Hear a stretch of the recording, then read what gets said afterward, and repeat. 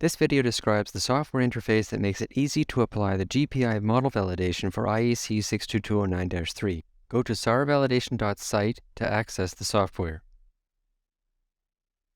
Click on the information icon to get more information.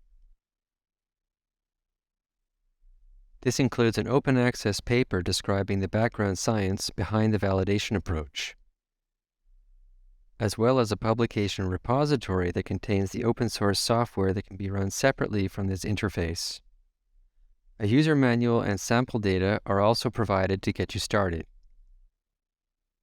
There are three main steps to the validation: model creation, model confirmation, and critical data space search. Each of these steps is covered in the software. Model creation is typically done by the manufacturer of the SAR measurement system, but can be performed by anyone. Enter the measurement area of the SAR measurement system. For the sample size, we recommend 400 samples. Press the button to create the training data. The Distribution tab shows how the training data is distributed among the main test dimensions.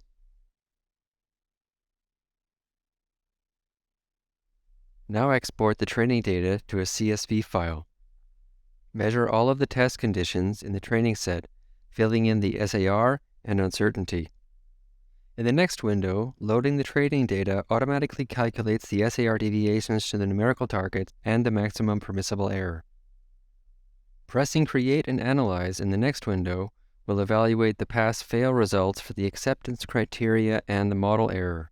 The tabs show the plots of the semivariogram, the marginals, and the deviations in the measured SAR to the published target values. The exported model should be sent to the end user of the system. A report explaining the model creation findings can also be sent. This report starts with a summary of the validation results and includes all of the results and explanations of the findings.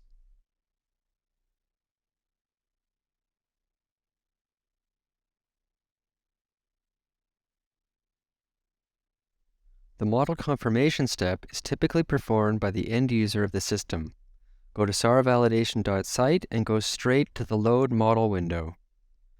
Load the model provided by the system manufacturer. In the next window, create the test data.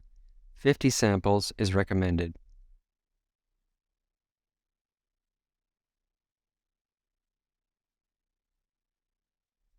Export this data, then go to the lab and record the SAR and uncertainty for each measurement.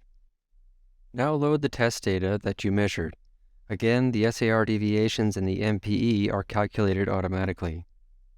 Press the Confirm button to confirm the validation model.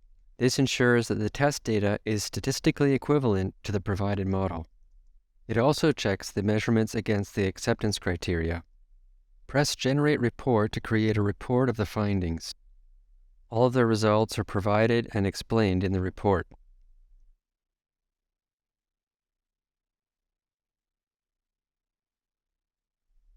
Critical data space search is the final validation step and is typically performed by the end user.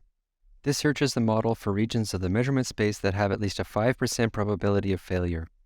If no critical test conditions are found, as in this case, the system is verified and the validation is done. But now we will try this step using a system that has larger measurement errors. We'll create a model as before. The system passes, but the deviations are closer to the MPE.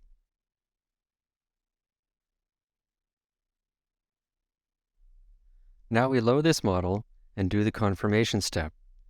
The model is confirmed, and now we search the space for critical cases. This time it found 14 test conditions where the failure rate is at least 5%. These conditions are measured, and now we verify that all 14 results are within the acceptance criteria.